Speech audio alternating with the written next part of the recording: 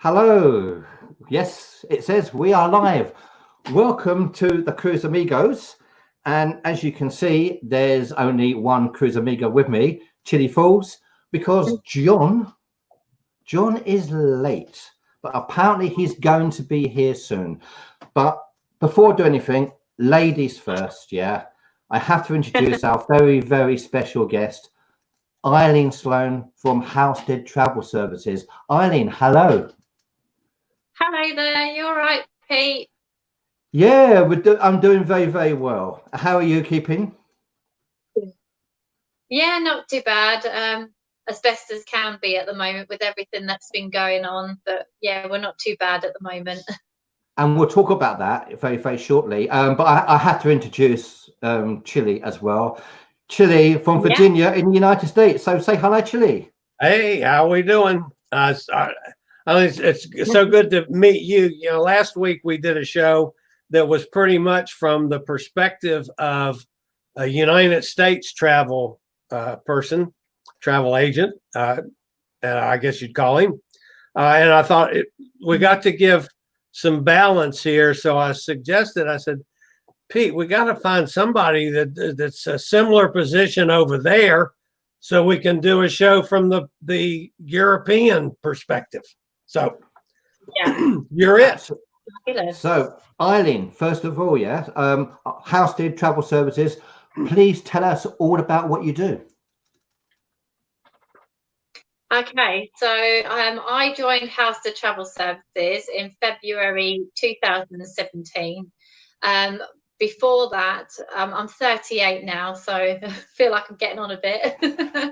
Not I wish I was. But I started travel when I was 16 years old. Absolutely love travel. It's in my blood. Something I've been, really interested in, as well as taking holidays myself.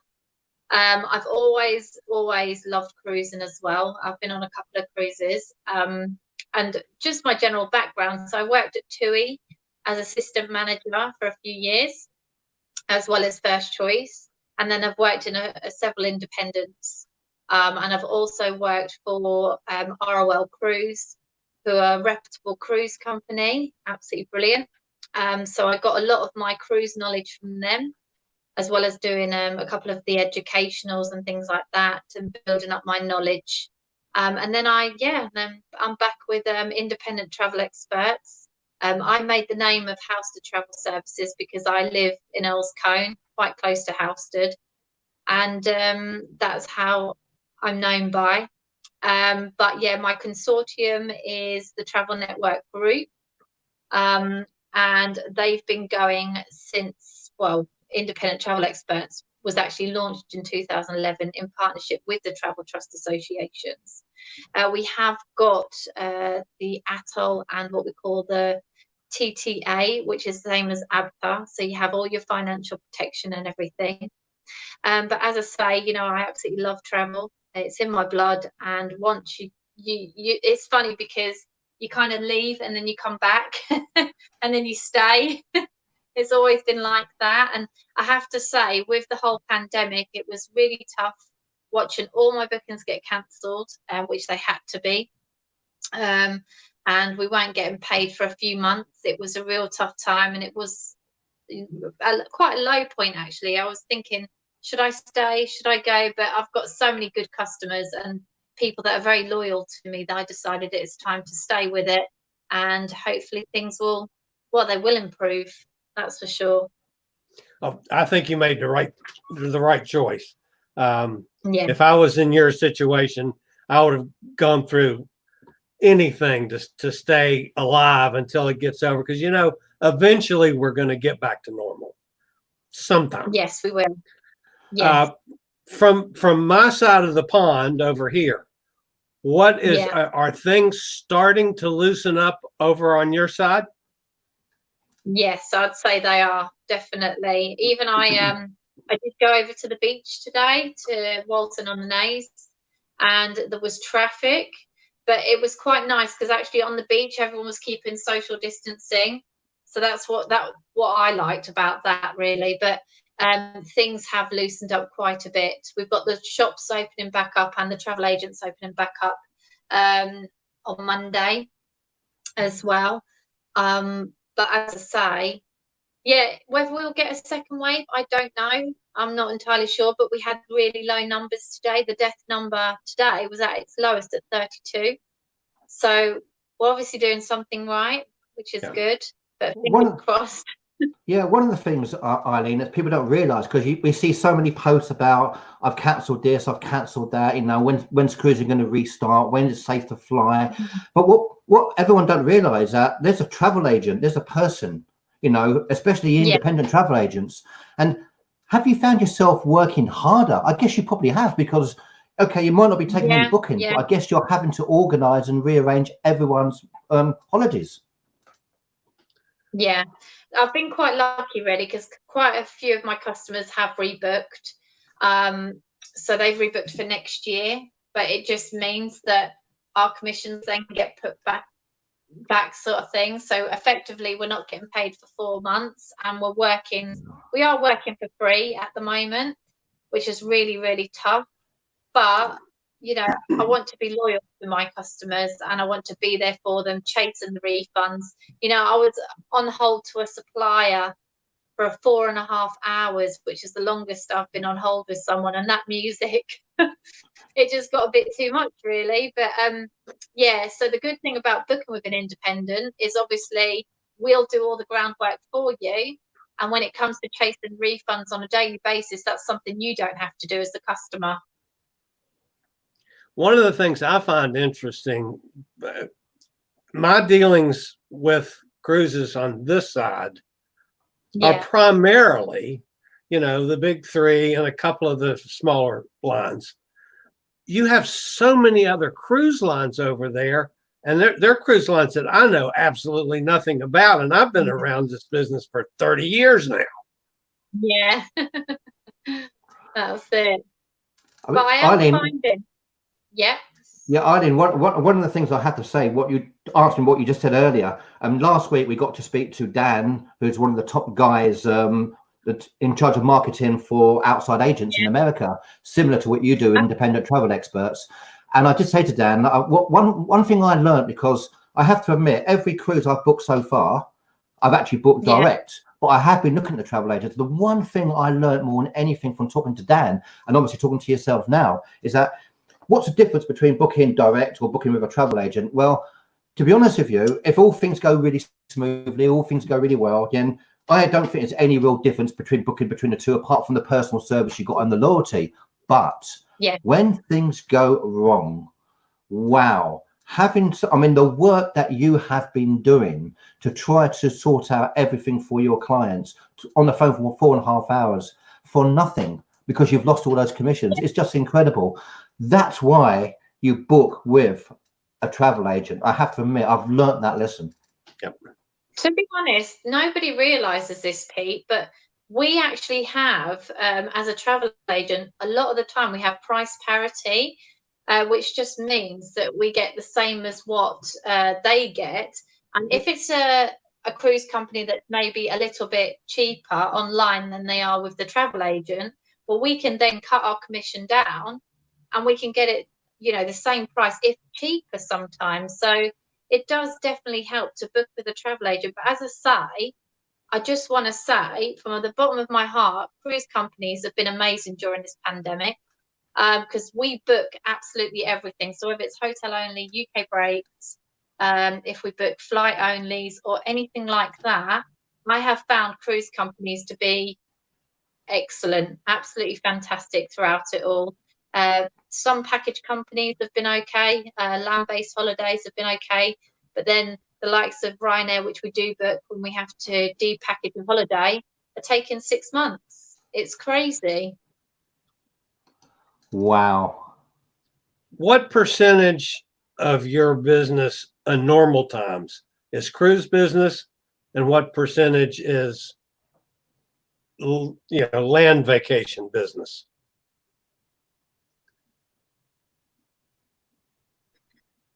We do book, I have to say, because with regards to independent travel experts, we have over 100 home workers in the UK, and it all depends on that individual home worker.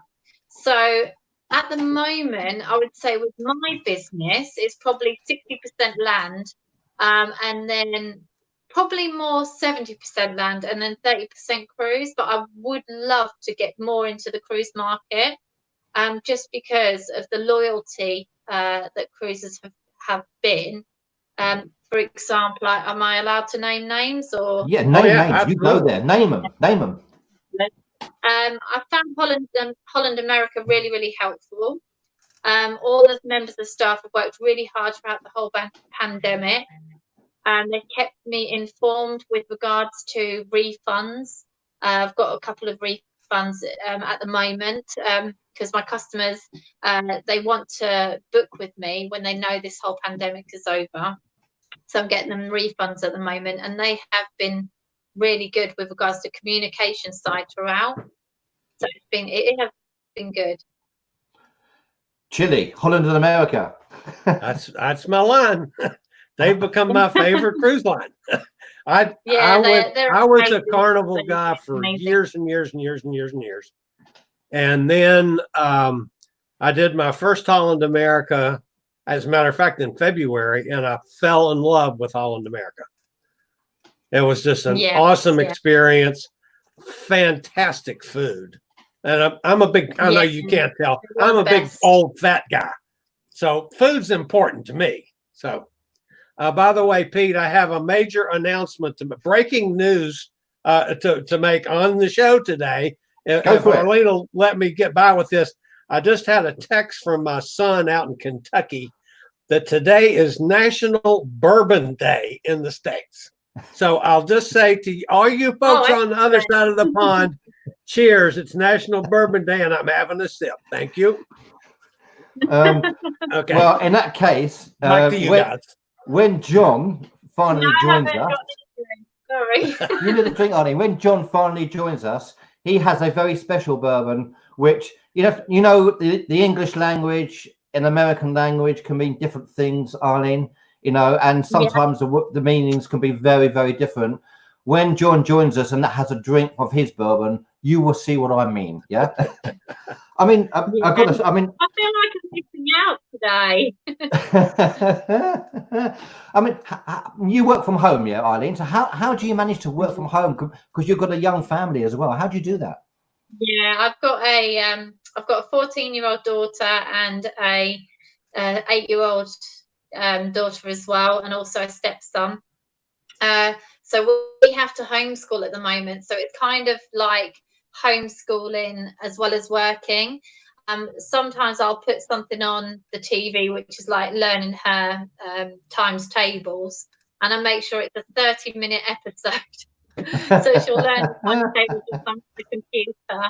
But it is hard, I have to say. It's been tough trying to juggle it all, because I usually use their school time to do all my work, and also my I'll work sometimes in the evenings as well. But I must admit, booking wise, it started quieting down because nobody really was confident in booking. But I have to say, it's on the rise again, which is nice. So I'm getting a lot of quotes come through, which is so nice to see. It's a real breath of fresh air to sort of build it back up again.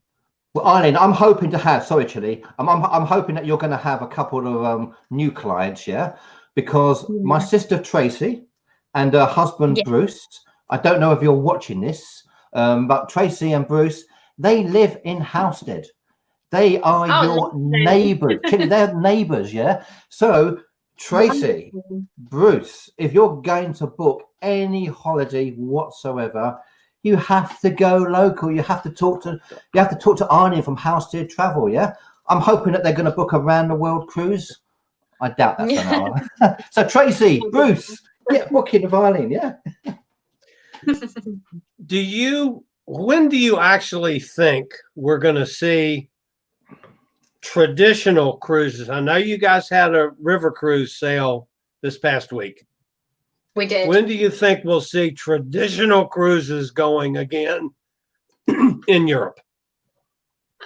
Well, it's a difficult one, really. But at the moment, I've actually got a little list here. So We know that Carnival have said that they're going to be commencing on the 31st of July. Celebrity is also 31st of July. Cruise and Maritime, 25th of August.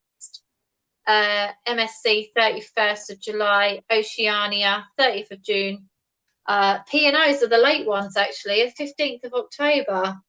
And then you've got Royal Caribbean, 31st of July, and then Saga on the 1st of October. So predominantly the ones that are sort of traditionally through Europe, the P&Os and Saga do some beautiful itineraries, actually. And then Fred's at the moment, I think they're humming and hawing, and Cruise and Maritime 25th of August. So yeah, it all depends, really. How realistic do you think those dates are? It's hard, isn't it? Because I know that from what I've heard from the cruise industry is they are doing everything they possibly can to get everyone prepared and back on board. So whether that means special air filters around the cabins and everything like that, they're the same ones that they use in the hospitals to stop the bacteria from going. And then, you know, does anybody, because I'm trying to find this out at the moment with regards to masks, because I know the staff are going to be wearing masks, but I think there's going to be mask areas where sometimes you have to wear a mask and sometimes you don't. But I think they're trying to sort that out at the moment. So I'm not entirely sure on that one. But I realistically, I don't. I keep mine handy. I'm ready at all times. Yeah. Yeah. You see, that's a really good question, Arline, because I know that some people are feeling that, you know, if they have to wear a mask on a cruise ship, for instance, not necessarily a land holiday, but a cruise ship, they prefer, you know, it's not going to really make the most of the holiday for them. They don't really want to do it. Well, there are others that just want to step board. They just want to go on a cruise ship, and they will deal whatever they have to deal with. And I think your point about areas where you need to wear a mask and areas where you don't, I think it's a really good point. I think that's what may well happen, because I had someone speak to me earlier about the solo experience, cruising solo, and you know, how would they're going solo in November, and how would they feel about going solo in the studio lounge if they were, you know, if they have to wear masks, and how would that work? So I think it's a really good question. Definitely. And also it goes without saying, but sanitizer stations is going to be very important. I think they're going to have temperature checks before you get on board, which they have to be, really, because I know that it was such a shame, but when this whole pandemic sort of started, cruises were in the headlines for people, unfortunately, you know, passing away due to the coronavirus.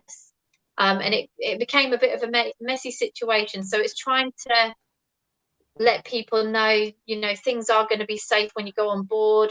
You don't have too much to worry about. And it's kind of gaining the trust from people to want to go cruising again. So hopefully, fingers crossed, they'll do everything in their power to stay safe and make sure everyone else is safe on board. What scares me is again, and this is primarily on the state side. Carnival's president yesterday, day before yesterday, because it was my lead story on my news show yesterday, said that his August the 1st date was a mistake, and that they don't know when we'll actually start sailing from the States again. And I found that to be depressing, because I was thinking we were getting so close and maybe get things going by the end of the summer, or at least the early fall. And then that came out, and you know, from day before yesterday, and I just went, oh man, that's awful. Arline, have the cruise lines spoken to the travel agents at all? For instance, asking what your clients would look for. Now, again, from my personal point of view, I'm probably a little bit like Chile here. I'll be a little bit concerned about getting on a cruise ship straight away. I like to kind of see what happens, but especially going from different ports. But for instance, in the winter, if there was a cruise, for instance, in our winter that left from Southampton, and it purely cruised to the Canary Islands, which is the route that the new Iona from P&O is going to do anyway. Yeah. But it didn't actually stop at the ports. It purely went around the ports, cruised around the Canary Islands in the sunshine, and then cruised back to Southampton in the UK without stopping at any ports. I have to admit, I mean, I would be tempted with that. I really would. Yeah, yeah. I think a majority of people is, you know, they go on the cruise purely just to relax, to eat good food, to enjoy all the facilities without even getting off the ship. But then you have the other side where they want to get off the ship and explore, take the excursions. You know, it's kind of going to be a bit of a mixed bag. But if it is a case where they do cruise to the ports and you can't get off, then I would expect a price decrease for that, because I just think you're kind of going for that experience, being able to stop off and go and enjoy the excursions, aren't you? It's very hit and miss, really. Just wanted to say hello to Bubba, by the way. Hi, Bubba, who's watching. And also want to say hello to Robert, my friend Robert, who's watching, who's going to have a nice drop later on, by the way, Chile, yeah? And to Alan Spain as well, who may be joining me on the Norwegian Epic next year, which would be fantastic. Oh, I want to go on the Epic so much. Have you been on the Epic? Pardon? Have you tried the Epic so far at all? No, I haven't tried it yet. I did the Bellissima one, MSC Bellissima. Oh, that was amazing. Absolutely stunning, that ship. But I haven't done the Epic yet, no. I mean, the Epic, Arline, yeah, is the most... I'll give an example of what it's like on the Epic, yeah? Look at that. Yeah. Wow. That is the solo group on the Epic, yeah?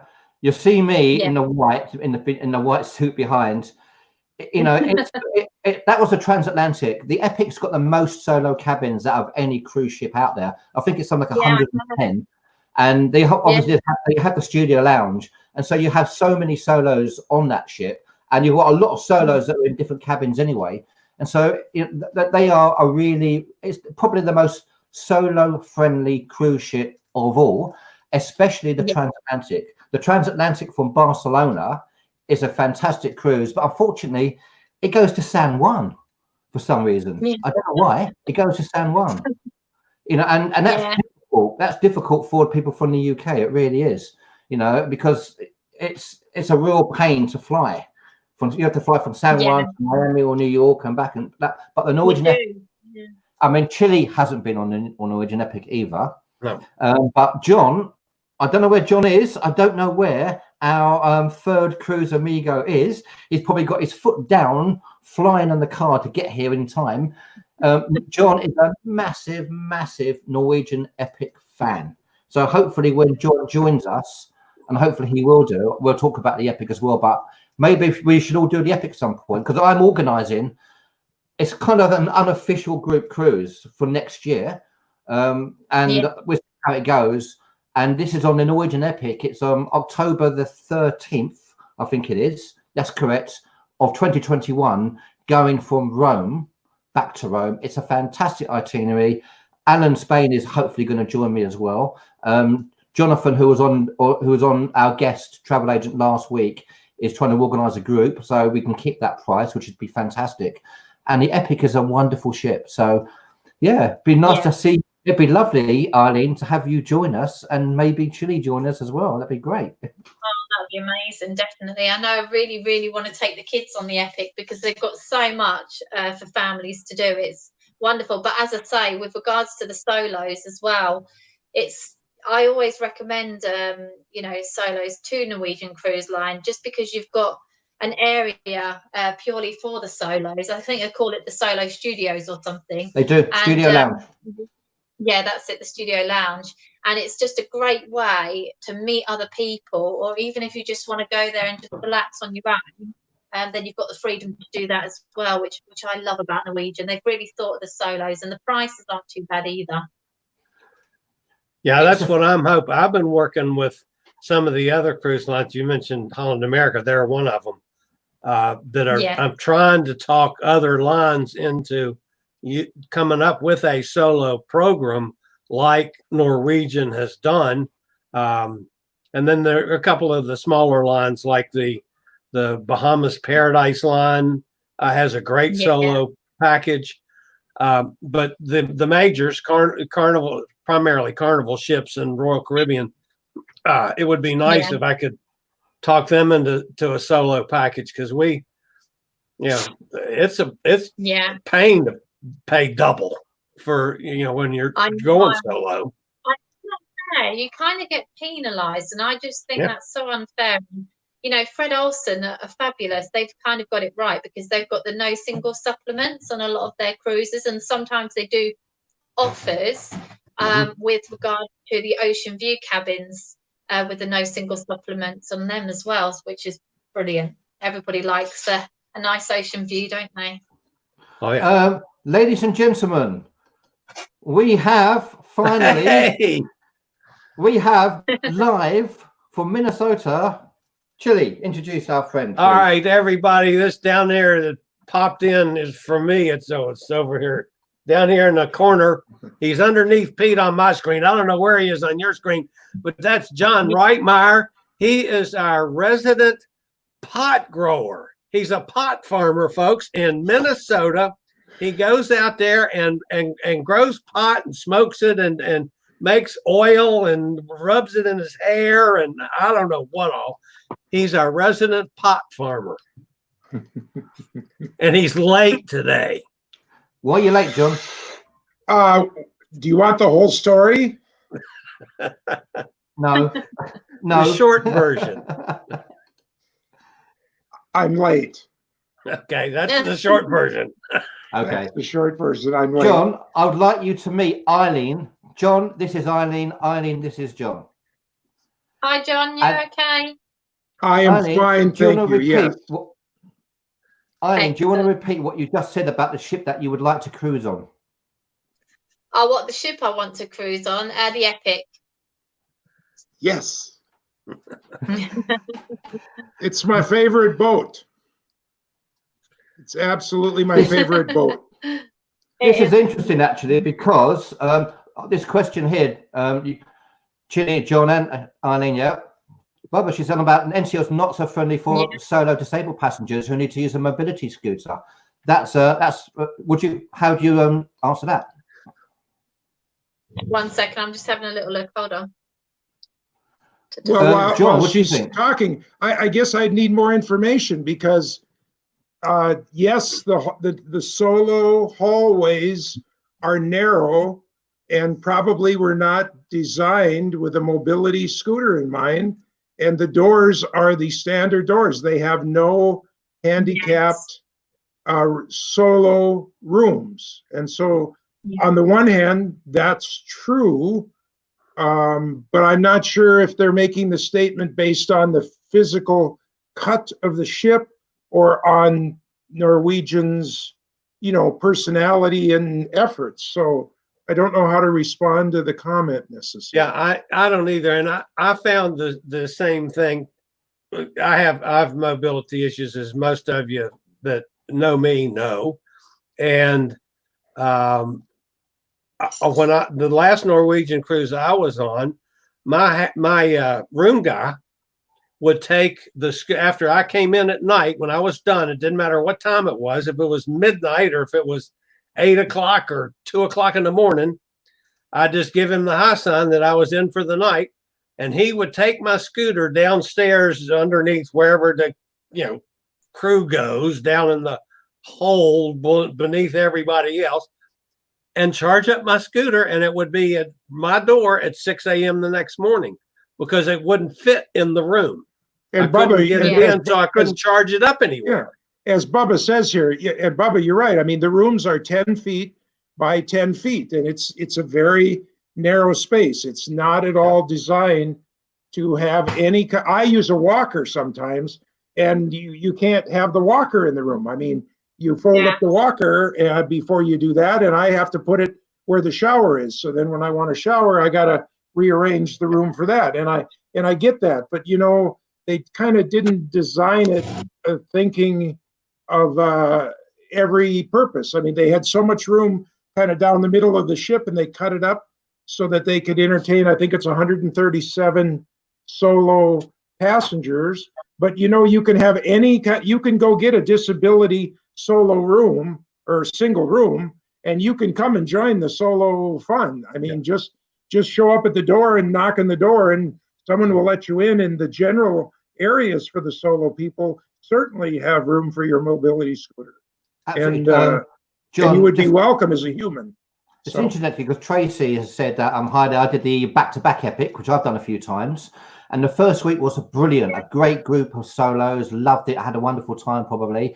But the second week was a total opposite, awful, almost no solos. If I hadn't been on it before, I would have said, don't do it. That's a really interesting point. It just depends how lucky you are, doesn't it, on the people? And see, I'm a transatlantic person. So where were you, Tracy, that there were no solos? I'm curious, what was the run? I mean, Arline, how do you deal with that if someone's got mobility issues? I mean, how do you, as a travel agent, how do you help with that? Yeah, well, what it is, to be honest, it's kind of finding the right cruise liner for them, because I know this is quite a bit of a problem, to be honest, with regards to with regards to cruise liners, because I've even had a couple of cruise liners turn solos away because because they've had their mobility scooter, or because they've got a disability, because they feel that they need another person in the room with them. So they wouldn't allow solo passengers who had a disability in the cabin, because it just meant if they were confined to a wheelchair, they can't get a member of staff to keep opening their doors and things like that, which I don't think is fair, because a lot of people, they want to go away. So I know with some other cruise liners, like I think Royal Caribbean was mentioned there, they've got massive wide doors. You can press a button, the doors open, and they are absolutely fantastic with the ramps and everything like that. And they're really good with the solo balcony cabins, especially. But I think, Royal Caribbean have got it right. I think Celebrity aren't too bad as well. But NCL, I think it's very hit and miss. And because, as you said before, with the small corridors and things like that. Did you see that, Chili? Yes. I know, but I didn't have any choice. It was either that or it would run out of juice. And as far as letting Chili have the scooter out of his sight, half the time he's so drunk he can't see it anyway. Absolutely. So, Cheers, John. John, we've been told it's National Bourbon Day, yeah? Yes, John. Do you have your bourbon in front, Arline? Close your eyes. No, the housekeeper returned it to the lockup. I'm sorry. Oh. I do not have it. I'm sorry. Okay. He has a bottle of Knob Creek, which is an excellent bourbon, but Pete thinks that's a hysterical name, Knob Creek. Yeah, K-N-O-B, so it has a different name meaning in the UK. But as John I'm afraid to ask what that is, John. This is my sampler, so you can put it down in the bottle, and then you. If you've got any comments, by the way, got any questions, keep them coming in. Bubba, I paid a double occupancy and pick a cabin like usually a princess balcony cabin. Princess are great. I'm treated like royalty, and my cabin steward helps me with whatever I need, and I go on a group cruise with people I know in the group, but still cruise solo. That sounds one. That's how it should be. You should be treated like royalty. It's lovely. Yeah, sadly she can't drink and drive. John, if you don't know, Arline is in Halstead in the UK, which is. I heard the whole show driving in. So, and what's ironic is one of my main clients' names is the Halstead Telephone Company here in Minnesota. Oh, wow. So how is that for an irony? So, yeah. Halstead gets everywhere. So it does, doesn't it? We get around a bit. So, Arline, I mean, as a travel agent, I mean, obviously, you can go anywhere. One of the questions you always always love to ask is, what would your favorite dream destination be if you could book anywhere in the world as a travel agent? I think I would love to do, I'd love to do a cruise, starting from Australia. I actually booked this for one of my customers, but unfortunately they couldn't go because of the coronavirus. But it's doing like the Polynesia, Hawaii, Bora Bora, all of that area would be wonderful. Really stunning. French Polynesia would be truly stunning. Arline, you've done my head in, because one of my dream cruises to do, if I ever won the lottery, if anybody wants to book this for me, feel free to. Yeah. Do you know what it'd be, Arline? Yeah. It would leave from Southampton. Yeah. Leave from Southampton, transatlantic to Miami, Miami to LA via the Panama Canal, and from LA to Australia via Hawaii. Wow. Nice. Would that cruise you talked about, Hawaii, Australia, that is one of my once in a lifetime cruises I really want to do. If you ever get an amazing deal, let me know. I'll let you know. Yeah, it's about 60 days worth. Yeah. There's two cruise liners that actually do a really wonderful cruise. It's a 35-nighter.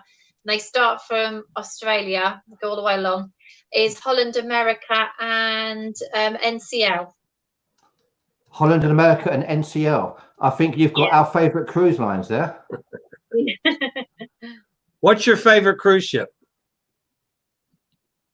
Oh, this is a difficult. Oh, well, the thing is, my favorite cruise is one that I have been on. I don't know what anyone would feel about that, but it's so good for families, because obviously I've only been with the kids, my partner. Is Independence of the Seas. Yeah, it's a great ship. It was my first ever experience. It was a short break one, and I will never ever forget it. The minute I walked on that ship, it was just out of this world, and the kids were just, it was such a picture for them, and we really want to go back on her, but she's now left Europe, hasn't she? She's gone back to that side, to the Caribbean, where she predominantly from, and they've now brought on the larger ship, haven't they? So yeah, might be interesting to maybe get on that one, I think. Keep us informed. They sound fantastic. You keep picking cruises and cruise ships I want to go on as well, Arline, you know. Mind you, I want to go on all cruise ships. I really do. What's your favorite port of call? I really like, I know this sounds strange, I really like Bruges. Bruges is lovely, really, really pretty. Yeah, I mean, that's one that I've not.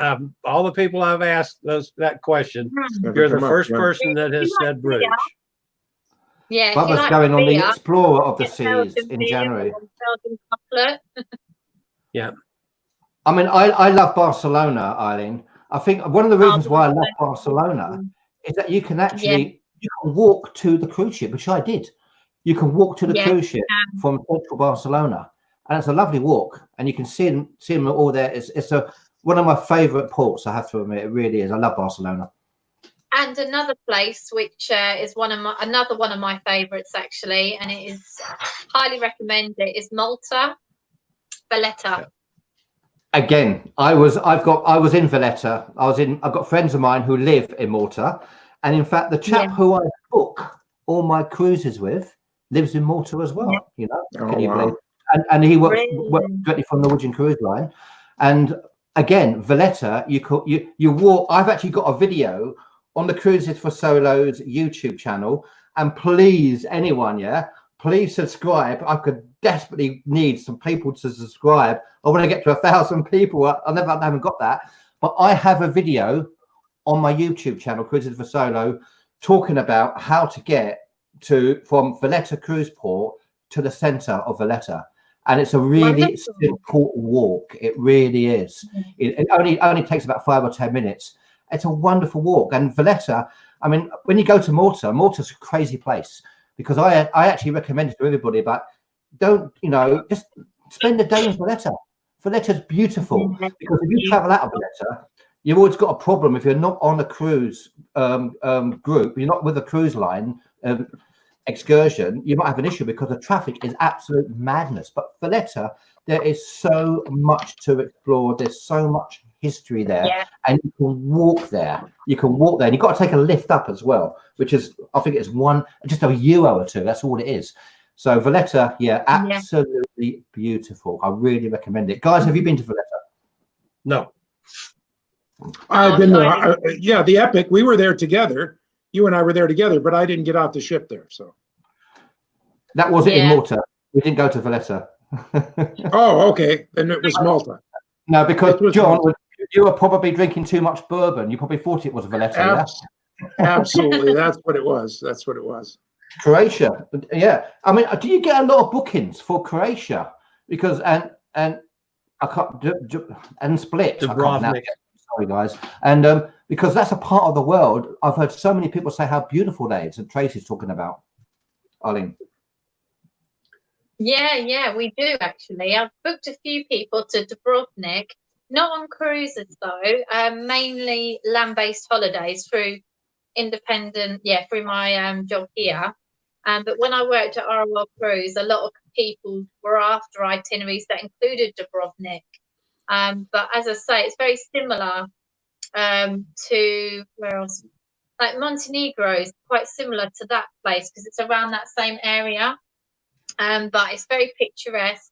It's beautiful, little cobbled streets, and then you've got the backdrop of the hills and everything. It's such a nice country, Croatia. I've got to ask you very quickly before the guys come back in. Sorry, guys. And you work for ROL Cruises, yeah? They're one of the major cruise travel agents in the UK. Now, Arline, I signed up to ROL. I can't tell you, nearly every other day, I get stuff through the post from ROL. Every other day. And some of these brochures they send must cost them fortunes. How do they do it? Oh, they spend a lot of money on their marketing, and I have to say, I've only got good things to say about them, just because of how much they put into their marketing structure, and the training was phenomenal. I could never knock them, and I probably would have stayed there a little longer, but I needed to be home and work from home and be with the family. But I do love generating my own business now. It gives me more of a challenge as well. When this is one of the things that kind of confuses me. Let's say you've got somebody from down the street from you, and they want to book a cruise to fly to New York and do a cruise from New York to the Caribbean. You can do that, correct? Yeah. I can do it all. But I cannot call you and say, I want to book a cruise from New York to the Caribbean. I live in the States. You cannot do that. Is that correct? We could probably book people from the United States, I think, as long as we had like a UK address, but it'd have to be if they had a family member that lived in the UK, then we could do it. But if they're like USA based, then it might be a little bit more harder. I wouldn't know how that would work, but I think with regards to, ATOL and things like that, you have to start your journey from the UK. So you wouldn't generally be covered by that if the company went bust, say for instance, a flight company or hotel or cruise or anything like that. It might be a little bit more tricky. But I'd have to really find that out. When you say you have to start your journey from the UK, you mean you have to cruise from the UK? No, you have to know what I mean by that. That's probably got a little bit confusing, but I mean, you can start from anywhere in the world, wherever you want. But I mean, with your address, sometimes has to be a UK address, but that's what I meant. Joe, I knew it was that way for American agents. That like Pete cannot book with an American agent for a cruise over here because he lives over there. So, and I assumed it went both ways. I wasn't sure. I'm not sure that's correct, actually, to be honest with you. John, no, I can book Pete on Norwegian, but I can't book him on Carnival. Huh. Why's Strange, that? isn't it? Just Yeah. just the way it is. Norwegian will take Europeans on a European cruise. I couldn't book Pete in Asia on Norwegian, but I could book Pete in the Mediterranean on Norwegian out of America. Ah, It's just bizarre. But he probably wouldn't want to do it because he always gets a better deal. He always, like you got, when you get a drinks package, you pay like $100 more, right, Pete? Yeah, what we do, free at sea it's called, yeah. We can get 2 perks for £100. £99, Right. isn't it, Arline? Yeah. And the 2 perks can be, you can be the drinks package, it can be the food, it can be the port, $50 to spend at each port. You choose which 2 you want. But that if also I want to get includes taxes. But that's what I'm saying. But if I want to get a drinks package and I'm on cruise, a sail away deal, first of all, to move up to a package that gives a drink package is about $800 more on a transatlantic. Then I get the free booze. I don't have to pay $100, but I have to pay the tax on the free booze, which on a transatlantic is like $400. Yeah. So for me to get a free booze package, it's like $1,200 more. Well, I finally have figured out even Johnny in his drinking days don't drink $1,200 worth of booze. So now I get the sail away fare. They can put me anywhere they want on the ship. Like I said, I've never had I've had a bad cruise, but I've never had a bad cabin. And so and I save that money and I'll dole out. And now that I've quit drinking, it's even cheaper. So, well, I haven't quit drinking, but I don't go for drinks packages. For much the same reason. Arline, I would much rather run my tab and pay for it at the end and know where I stand, because the drinks packages, I never can spend enough money to cover that. I mean, even in my heaviest days of drinking 30 years ago, I couldn't drink $100 a day in booze. Good Lord. And then think about it when you're a couple. Think about it if you're a couple, because you can't have one person on the drinks and one not on the drinks. You got to pay for both. Yeah. Arline, So I've got you're a in- question about that, because I guess it swings and roundabouts, isn't it? Because one of the things that bugs us in the UK with the cruise side of things, I don't know if you can tell us from your point of view why it happens, whether it's a European thing or not, is that, for instance, if I book a cruise with Norwegian Cruise Line, I pay my deposit, right? Now, if I want to change that cruise to a different cruise, the way it works is they will change that cruise to another cruise if it's the same money or more money and not charge me, but it goes on when that price was when I booked my original cruise. So quite often I have no choice but to cancel that cruise. I then lose my deposit and then I rebook another cruise at a cheaper price because it's a benefit for it.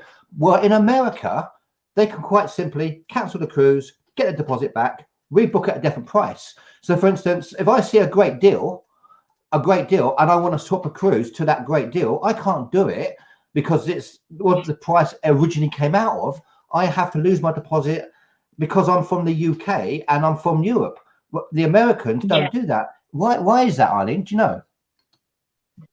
I think, to be honest, even if it was a land-based holiday, it's very much the same. So say, for instance, you booked your holiday and it then comes down by £1,000, and then you contacted the supplier. They would then say you'd have to cancel it, lose your deposit, and then you can go for that cheaper fare. They won't do it the other way. And I think the reason why prices do go up generally in the UK, I don't know if it's the same with the States, but it's the cookies and how popular that holiday has become. So, if people are clicking into it all the time, it could be because of that. But I think we're very much set in the UK and the European ways where we're not so lenient towards, like the States and how they are. I wish it was that way, to be honest. It'd make my life so much easier. The amount of times people have contacted me and said, oh, the holiday's come down by £1,000. What can you do? Is there any way I'll be able to transfer my deposit and have the same holiday at that cost? and it's just a straight no, and it does upset people. They have to lose their deposits. I wish it would me. change. I'm one of those people that makes that phone call to Yeah. Timothy, who's in Malta, who's works for Norwegian Cruise Line. It's changed, it's gone down. Can I move it? And he's gone, sorry, Pete, you can't move it because it's, that's the price it was. And so I then got the choice of cancelling and redoing it. Arline, I've got to ask another question about it. What is the craziest place that someone's wanted to go to? What's the most unique or craziest place that someone's wanted to book with you?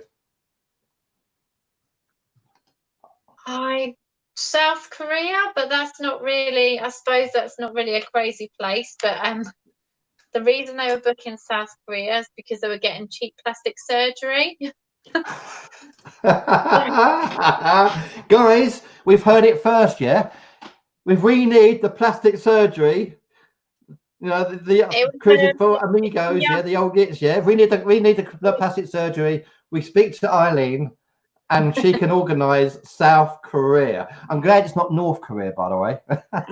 Well, what it was, they'd already organised it, paid a deposit for their surgery, but they were having face reconstruction because they weren't happy with how their face was, so they wanted to pull the face down. But it was a young boy who was about 25, so he was young, and I was like, you don't need to do that. I love it. That's great. That's a great ask. I mean, what destination do you think? I mean, there are places that we haven't really thought about going. Are there destinations that you think in the next couple of years that are going to come up that we should maybe look at going to at some point, Arline? I think, try and think really, it will be the places which haven't really been hit that much with the coronavirus. So I know some of the places that haven't, the Maldives hasn't, Malta haven't had very many cases either. Some Greek destinations haven't had a lot of corona cases either. But I think in terms of like the COVID numbers, I think it's going to go by that. I know some Caribbean destinations were okay as well. They're sort of going to be up and running very, very soon, I've heard. I don't know, but me personally, I would go everywhere in the world, whether they've been hit by a lot of cases or not. I'd still be happy to travel, because I just feel that a lot of places in the world, they've really struggled, and they do rely on tourism as their main source of income. So I would happily go wherever. I really want to go to Italy, actually, because they got hit quite a lot. And I'd like to go back to the States. I'm even looking at maybe Florida, and I really want to do a cruise. Don't forget Canada also. Canada was really low on COVID. They really did a good job. And it's, an amazing job. I'm in Zealand. I've done Canada from coast to coast, not quite to the East Coast, but almost. And I'm telling you, the people are awesome. Prices are reasonable. And the experience is, there's just so much to see and do in Canada. Not so much in the Midwest, but I'm telling you, the two provinces on the West Coast, Vancouver, land tour kind of stuff. And out east, if you like lobster, I'm telling you, it puts Holland America to shame. I'm sorry, Chili. But I mean, the seafood and the experiences, and it's a friendly place. It's a nice place. It is. I actually have family in Kelowna and Vernon, and we done the Okanagan, and we also went all the way to Vernon, and I did all of that area as well, like Lake Louise, went down to Vancouver, and it was just one of my favorite places. It's absolutely stunning. It really is beautiful. You're talking about medical tourism, and we just had a comment from Bonnie down in Florida. I just had a close friend of mine that went to Costa Rica to have a knee replaced. Wow. The surgery was phenomenal. The hospital staff was great. He's had absolutely no problems, and it was like a fourth the cost of doing it in the States at a normal facility, a normal hospital in the States. Went to Costa Rica. Who knew? I didn't. Wow. That's amazing. Arline. And you get a nice holiday as well out of it, don't you? Yeah. Arline, I want to say thank you so much for coming on our show, the Cruise Amigos. Yeah, it's a really big thing. I think that, you know, please, everybody out there, support your local travel agent. They really need your support. They've worked so hard. I'm going to announce that I'm doing a show. I've just started doing a show, a travel show on Cruises for Solos every Thursday, which is the Cruise Deal Show, the Solo Cruise Deal Show. And I had Jonathan on last week, Jonathan Fletcher, who's wonderful. And this week, next Thursday, Arline is going to come on the show with a couple of her very, very best deals. So if you are looking to book a cruise and or holiday, please support your local travel agent, no matter where they are. And please check us out next Thursday, gang, because I'll have a look around the internet and see the best deals that I can see everywhere as well. And Arline will come on with a couple of the best deals that she has as well, which I think is really important. I know Arline because Arline and myself, we work together, don't we, Arline? Where we did on. Do you want to tell the guys where we work together? Yeah, EastEnders. Ah, okay. Yeah, Arline and me are part of the regular gang in Albert Square. We haven't been there for a while, obviously, and I don't know where we're going to be going back because we've not heard anything. But we do. We do appear on that in that as well. We're doing little bits, walking around the square, having fun, and interacting every so often with the main chaps. If you don't know what, and our American friends, EastEnders is the #1 UK TV show, to be honest with you. It's a soap opera. It's on the BBC. Very, very famous. And so that's where I know Arline. So Arline, thank you again so much for coming on. Yeah. Always, thank you, Bubba, for that. And as always, I'd like to say a big thank you. Yeah. A big thank you to the Cruise Amigos, Chile in Virginia, John, who managed to make it in the end in Minnesota, and of course Arline from Halstead Travel Services in the UK. So, thank you very guys, much. Absolute pleasure. Thank you very much indeed, yeah. And I'm going to end the broadcast. So, thank you, guys. Bye. Bye, Emily. Bye. Bye. Thank you.